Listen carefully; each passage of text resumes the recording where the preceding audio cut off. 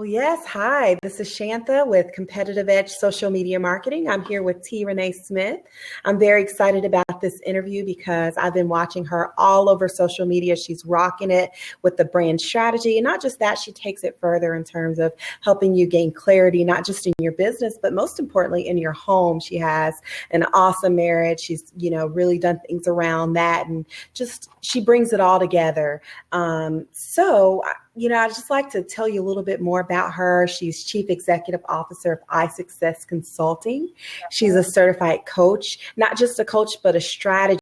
So she's certified in really helping you with your strategy. And really what I love about her, she's passionate about entrepreneurs, because what better freedom is there than having your own thing and being able to be successful at it? She also helps executives and athletes. I want to really learn about that and how she got into helping athletes gain clarity. She also helps with executing strategies that help accelerate not just professional growth, but personal growth, and empower people to have more success, money, and time. Time is so important. She's a speaker, author, coach.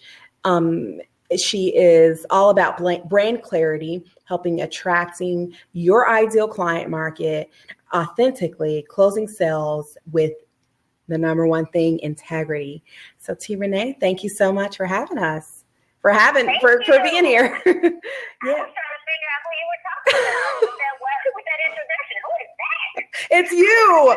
It's you. And T. Renee, she's part of my experiment. I'm trying to do more, offering more visual content to my market. And this is my second blab. So she's really been very patient, and all the technological stuff that goes around this, which is really not hard to host your own blab.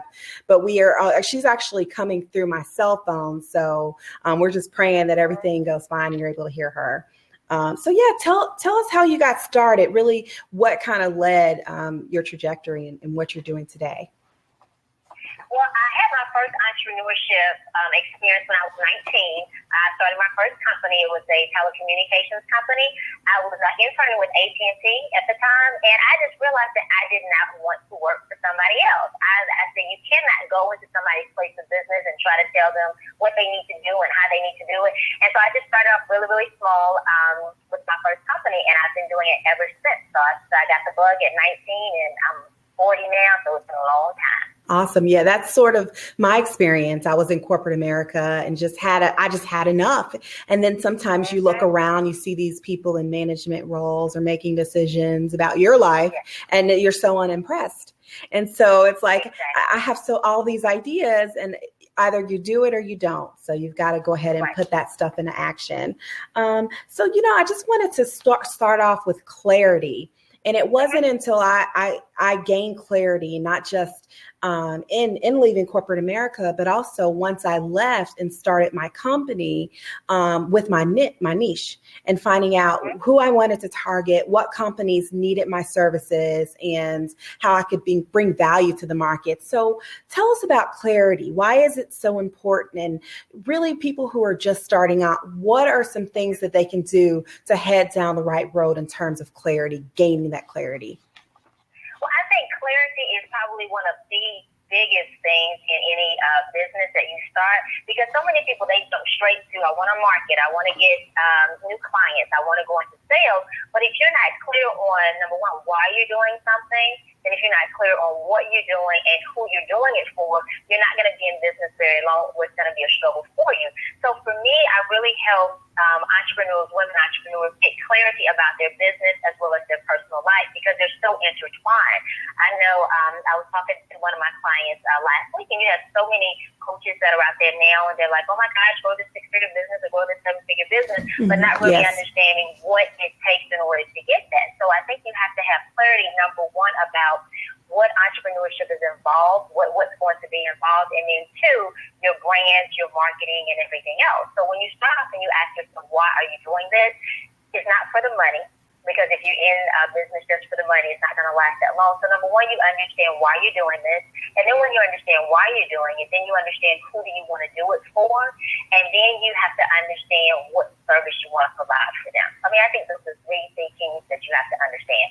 why you're doing it, who you're doing it for, and then what you want to provide for them. That makes sense. I'm not a coach. I know there are a lot of there are coaches out there, and what I see sometimes are coaches trying to look like other coaches in terms they may see something that may be working for that particular business coach. And to me, I would prefer to work with someone who has their own authenticity, their own clear message of who they are. And so I think it's so important, and you're absolutely right. You have to really think about what motivates you and then pull your message from that and speak to your market based on that. And you just said something that's so key is authentic, because a lot of people, I always say they get the copycat syndrome, and basically, oh, they're doing it, so let me do that too. But you've got to figure out what you're gifted to do, and then you've got to do it well, and you've got to be authentic with it. Like I laugh and joke and say, one of my the ladies that's in my mastermind, she stilettos everywhere she goes, makeup, just flawless, just done. For me, that is so not authentic. It's hard. I said, I have kids running around, so right? You got to understand, you got to be authentic too. And like if you're a mother with small kids and you say, hey, I really want to get out there and I want to be a speaker and I want to be a consultant, you got to be realistic and be authentic with your life. If you have small kids, you traveling 5 or 7 days out of the week to build your business, that's really not going to be an authentic brand for you, because you have family, you have kids. So it's so you being authentic, not just with your brand and with your business, but with your personal life as well. I love that. So I know you kind of mentioned a mastermind. That's something I have not joined a mastermind yet. However, it seems like people that are where I want to be, or people that have achieved a level of success that is sort of otherworldly. You look at them and say, you're so young, you're doing this, or you've achieved so much. You've really, completed your bucket list. They're part of masterminds. They're around other successful people. Tell me how the mastermind group has affected your success and how it's been able to pour into your life. Oh my gosh, I actually started being a part of this mastermind group about a year ago, and it's very difficult to go solo or go at it solo with your business, because when you get stuck in your head and you don't know which next level to go to, or you get tired, then if you're doing it by yourself, you don't have that strong support system to push you and to take you to the next level. Also, if you're going at it solo, your learning curve is so high. You want to surround yourself around other people that have done what you wanted to do or doing what you want to do, so that you guys can learn and that you can grow together.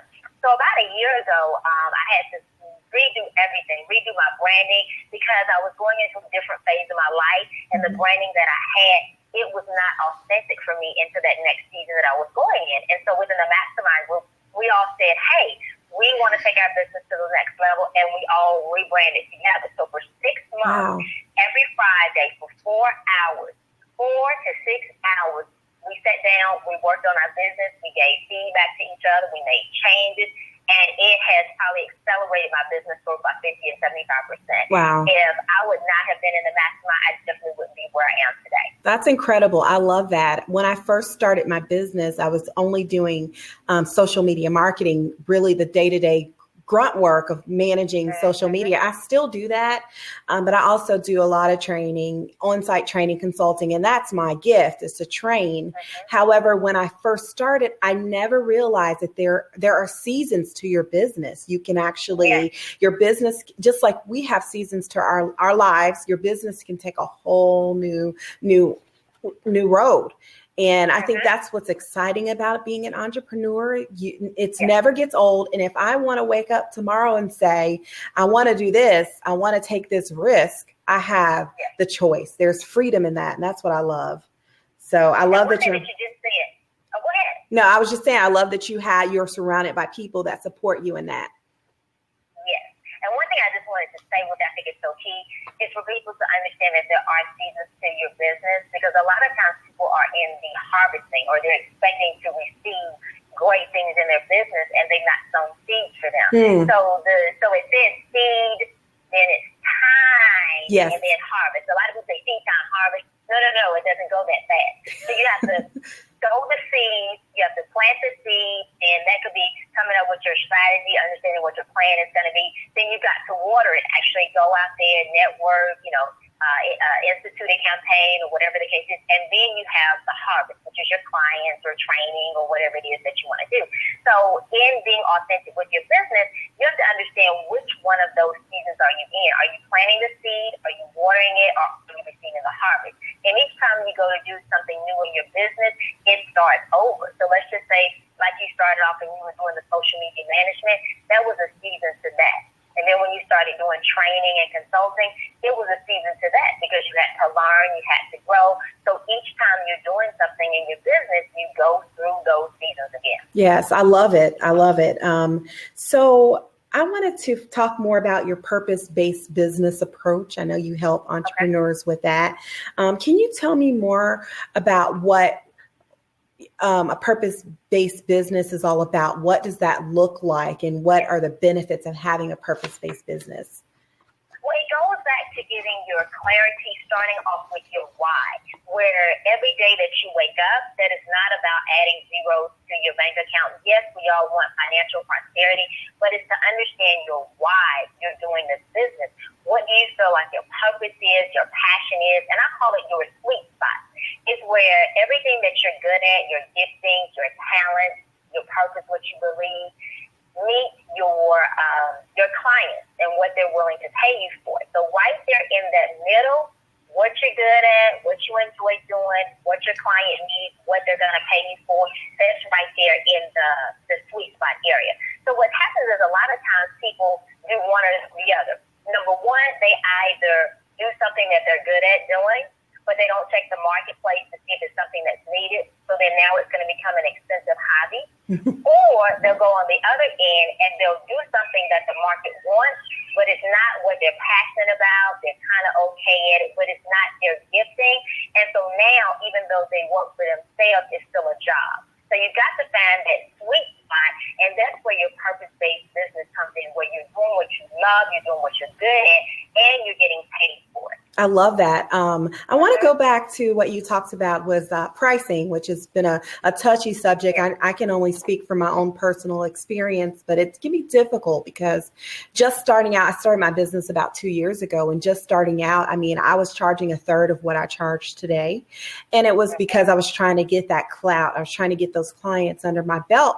But it really put me in a bind. It put me in a bind in terms of finances and what I wanted to, although I have a husband who works, we're accustomed to having two incomes. And so I wanted to bring as much money to the table as I was bringing or more than when I was in corporate America. So it really was difficult how to set pricing. And also I learned that when I set my prices so low, my clients became more difficult. It seemed like even today, the clients that buy my lesser packages are willing to pay less for my services. They are the biggest headaches. They take the most time out of my life.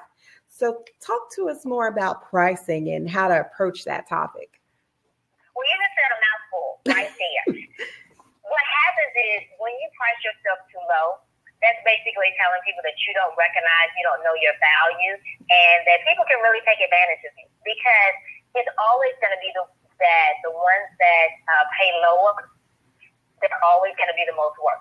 The ones that are paying your highest premium price, they're going to do what it is that the majority of them are going to do what it is that you ask them to do, and you're not going to have issues, and you're not going to have problems with them. So one thing is, pricing is a mindset. Because you're only going to price yourself based on what you feel like you're worth, what you feel like your value is. So I definitely understand when you're starting off, you want to test the market, you want to make sure that you offer a good product and service, and so you may offer your rates a little bit lower than what you normally would. But whatever you're offering as far as pricing, those are going to be the clients that you are going to attract. So if you want to attract those higher level clients, then you're definitely going to have higher prices. But one thing I tell people is that you need to have a spectrum of prices. We simply mean that you want to offer something free because that gives people a chance to get to know you. They have a chance to experience you. And then your lower price offerings, you still want to have some of those, but that's more of your automated, not you, that one-on-one time, that personal consultation with you. That is that higher dollar amount for your premium price. So you have something free for them to sample. And I kind to use the example of like an ice cream shop. You know how you go in an ice cream shop and they have the little pink spoon or the little red spoon, and then they give you a sample. So that's what you get to people on there. A free PDF out there, like you're doing the blast and things of that nature, so they can experience you. Then the next level up will be a small offering. It may be an ebook. Anything maybe up to about $97. Then you have a medium range to a high range product, which may be up to $5,000. And then you have a premium price, which is $5,000 more. Because what happens is you want to create a sales cycle. I know a lot of people talk about funnels, but a funnel is you kind of come in at the top and then you go down at the bottom. So you want to have a cycle because you want to continue to have repeat business, because the easiest client to have is one that you already worked with or one that is referred to you. So if they come in at one level, then they can just cycle all the way through to your premium. And then once they cycle to your premium, then you have another product or another service, and they kind of start the process all over again. So you keep them in that cycle. Does that make sense? Absolutely. But what a lot of people do is the only option that they have is working with them one-on-one, and so they price it lower because they don't want to lose business. So the way that you do that is you price yourself higher working with you one-on-one, and then you have other options that are more automated that doesn't involve you at a lower price. That totally makes sense. One of my mindsets around pricing was just starting out, I felt like that they probably can't afford it. They probably, if I set premium prices on my services, then that small, because I love small businesses as well, they really probably couldn't afford it. So I'm going to price my stuff lower than what they could afford. However, I went to an all-women's networking event, and the lady who was speaking said, never assume what someone else can afford. Yeah. Never write their check for them. She was talking about her husband who reconditions hearts, and they live on a hill, like a mountain in North Carolina, and they saw an old raggedy truck coming up to their house, and it was one of her clients in the truck. She thought that she was a penny pitcher, like she was strapped for cash. And she looked in the back of the truck, and it was one of the hearts. She brought it up for her husband to look at, and it cost about $10,000 to recondition and get this harp in place. And so she said, wow, I should have never thought, she can afford this harp. She can afford my higher premium services. So I think you're right. It is a mindset, and it's usually something personal that we're dealing with regarding money internally. It is. Yeah. Yeah. And one thing is you can never attract what you're not mentally. You can never attract it. So a lot of people, they try to, let's say, come out and start pricing their services. I'm just going to use this example at $10,000. If that is not your mindset, if you're not there, you're never going to be able to attract it. So you have to be comfortable and start off where you are, and then continue to build your services, to build your value, and to build your worth. Because you can charge anything that you want to, as long as you're offering that value and that you're solving a problem that your potential client has. So people pay you based on the problem that you solve. And so just give you a quick example of one of my clients. She was working with a potential customer, and this woman was haggling her over I think it was a $97 or $197 program.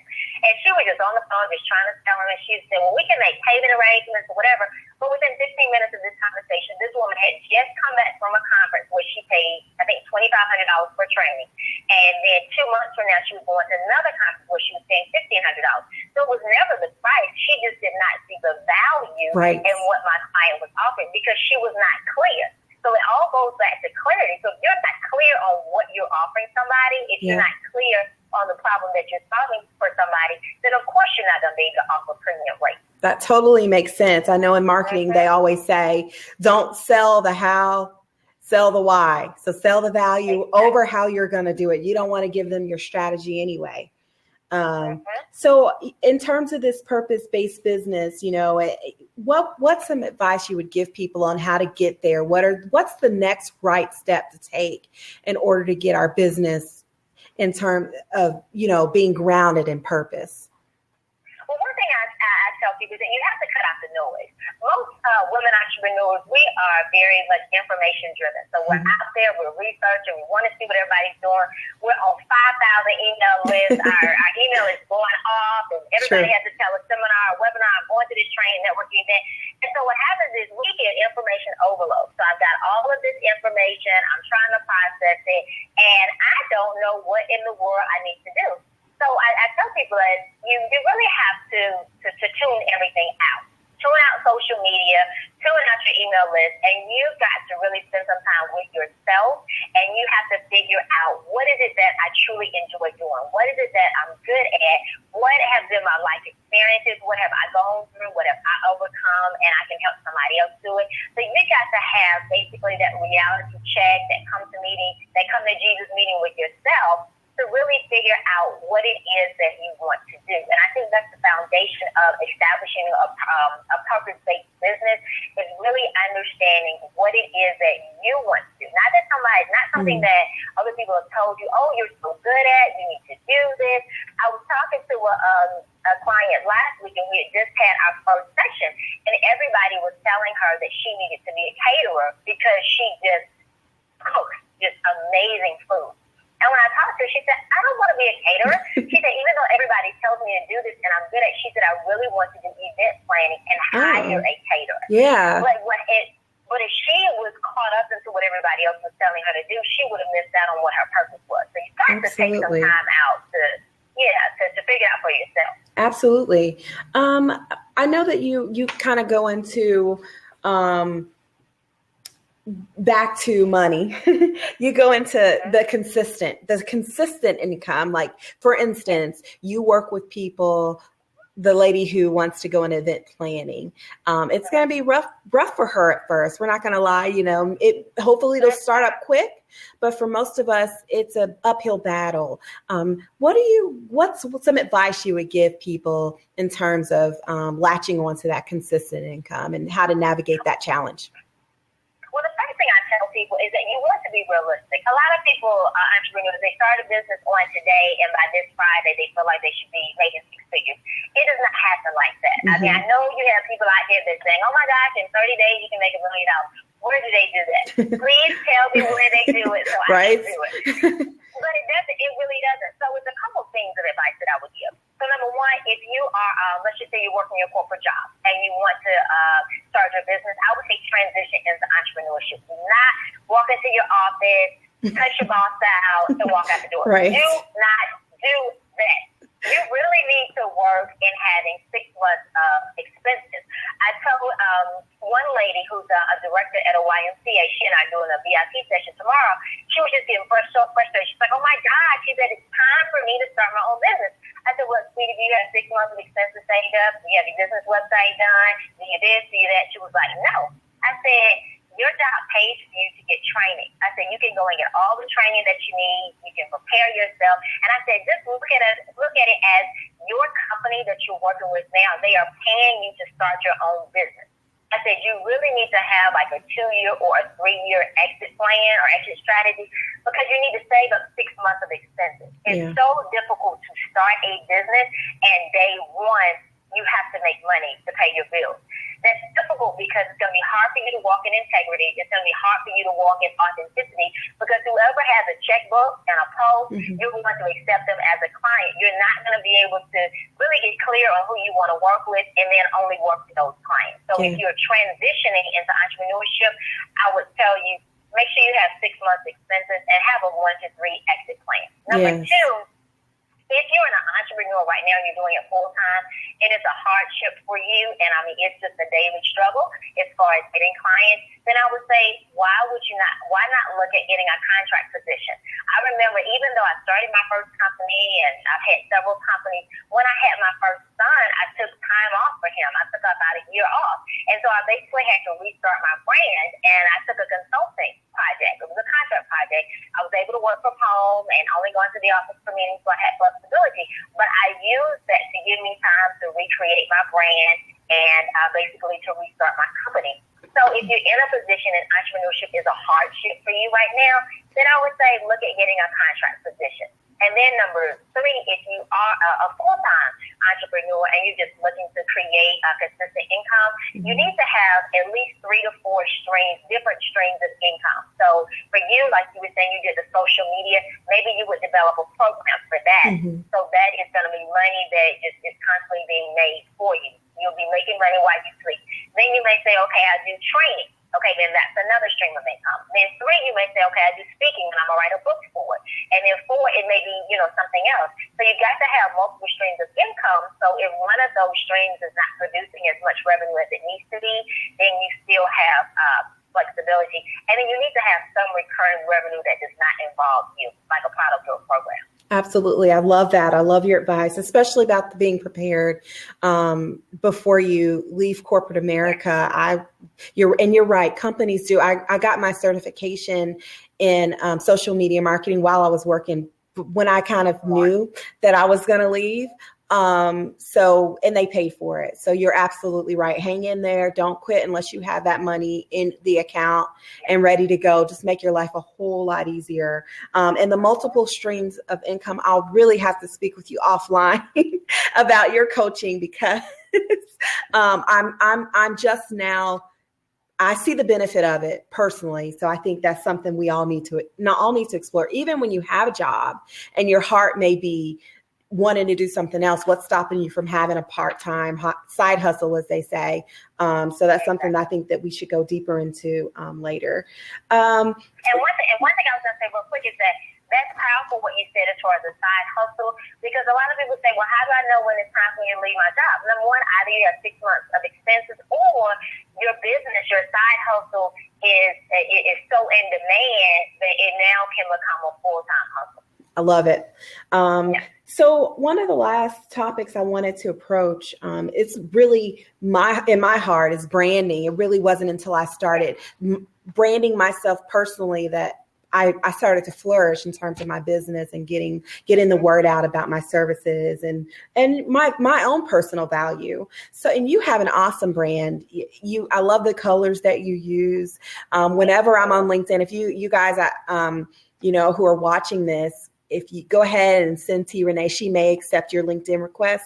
So go ahead and check her out on LinkedIn. She does awesome things on LinkedIn, always positive, always informative, valuable information. I love the colors that you use with your branding, because when I'm scrolling through sometimes a boring LinkedIn newsfeed, I see something that you've posted and it catches my eye.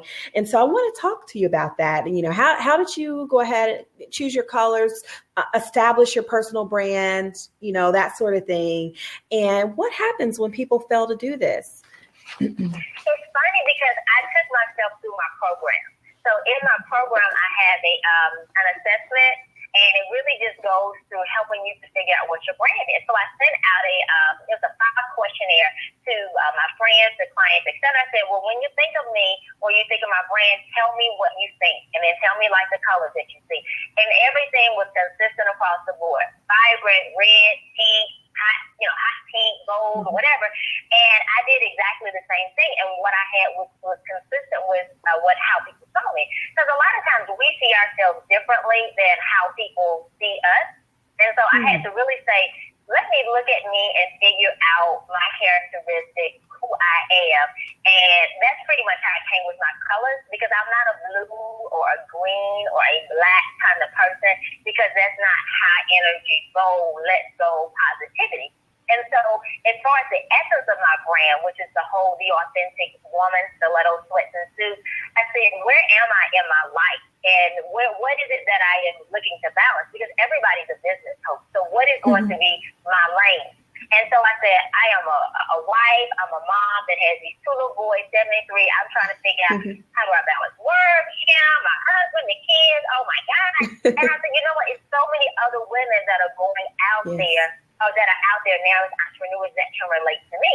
So before I had the brand, The Authentic Woman, or Business Lifestyle Strategist, I was a successful entrepreneur strategist, I was a clarity strategist, I was all kinds of things. So it took me probably about four different times to figure out what my brand was. And so a lot of people think that they're going to nail it, on the first try. And sometimes that does not happen.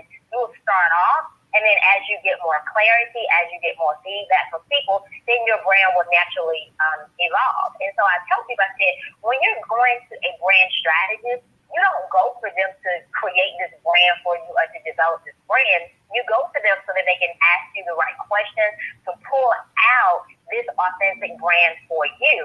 Because have you seen people before where you see their brand and then you meet them and like it's no connection? Yeah.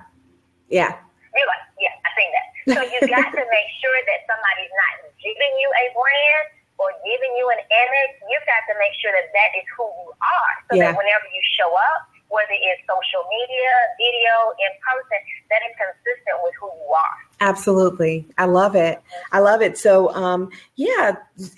what's going on with you? Do you have anything going on? Any initiatives you want to speak with people about right now? Or well, I always have something going on. I know. I'm going to give you just a couple. One is I am getting ready to launch a 10-week challenge. Okay. And it's a 10-week challenge. It's free, and it's basically for you to conquer 2016. So many of us, at the beginning of the year, we make these resolutions that we never keep. I'm going to lose weight. I'm going to get something, and it never happens. So what I say is let's prepare for 2016 in 2015. So when that January 1st hits, we're already rocking and rolling. Right. So it's going to be a free challenge for 10 weeks. Every week I'll send you a motivational or an inspirational video that will give you a specific action assignment for that week. So at the end of 10 weeks, as far as your goals that you have for your family, for your business, for yourself personally, self-care, finances, that you'll already have the plan and you'll already be working. So that's one. So make sure that you guys look out for that. Where can they find that? So you can find it on my website at trenaesmith.com. Awesome. And then you can also find it in social media, Facebook, Twitter, Periscope, all of them. Okay. Follow me at Coach T. Renee. That's Coach T. Renee. Okay. And then my second one is I'll be launching my You Are the Brand program next month. Well, I guess that's next week. Yeah. And it's called You Are the Brand. Position yourself as a rock star in your industry. And what it is a step-by-step program, and it walks you through the 6 steps of being able to grow your authentic brand and build a successful business. So step 1 is your mindset. Remember how we talked about your business is only going to grow as big as your mindset. Yes. So if you have a small mindset, you're going to have a small business. Number 2 is your mission. Making sure that your why is aligned with your money. So figuring out how you can have your purpose and your passion turn into profit. Number 3 is your message, coming up with that clear branding message and knowing who your brand is. Number 4 is being able to monetize it. Number 5 is to market it. And then number 6 is to manage it. Because a lot of people, you can get out there in a big way, but if you're not automating it, if you're not able to manage it, then it's going to hurt your credibility because now everybody's going to be exposed to you and you're not going to be able to give them a wonderful client experience. So you can find out more information about that at trenaesmith.com or youarethebrandprogram.com. You are the brand program. Awesome. Well, thank you so much for your time. I really, I know time is short, so it really means a lot that you were able to spend some time, give us your time today and talk about all these things that's just going to make us grow and make us better in our businesses. So well, thank you. And guys, Shanta is wonderful. So if you guys need social media management, not if you don't want to spend any money, just get all of right.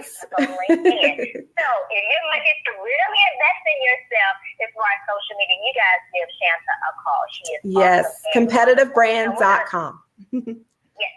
And we're going to talk outside about your program and your multiple streams of income. Absolutely. All right. Thank you. Thanks, T. Renee. Okay. Have a great day. Bye, guys. All right. Bye.